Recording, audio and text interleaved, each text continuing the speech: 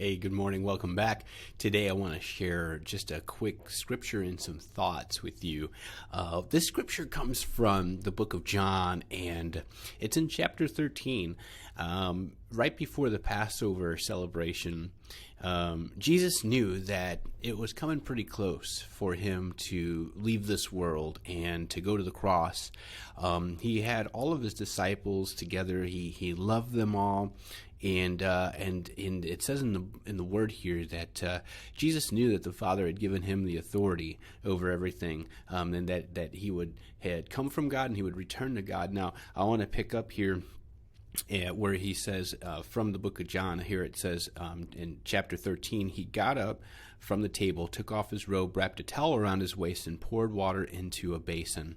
Then he began to wash the disciples' feet, drying them with the towel he had. And when Jesus came to Simon Peter, Peter said to him, "Lord, are you going to wash my feet?"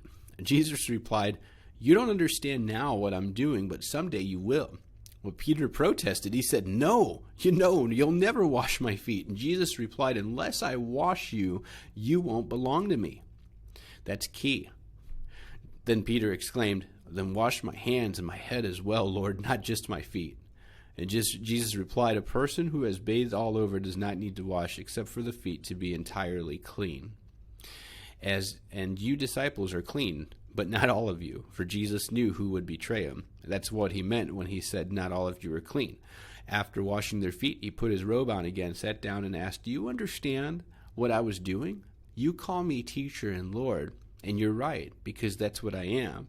And since I, your Lord and teacher, have washed your feet, you ought to wash each other's feet. I have given you an example to follow. Do as I have done to you." Jesus wipes away my past sins. And this is just such a great example because he washes us clean. I have a clean slate. And in doing this, I'm taught how to wipe people's transgressions against me away as well. I'm taught how to forgive others. I see empathy modeled by Jesus here as well. He's more interested in our hearts than our past. Well, hey, I hope that encourages you today. We'll talk soon.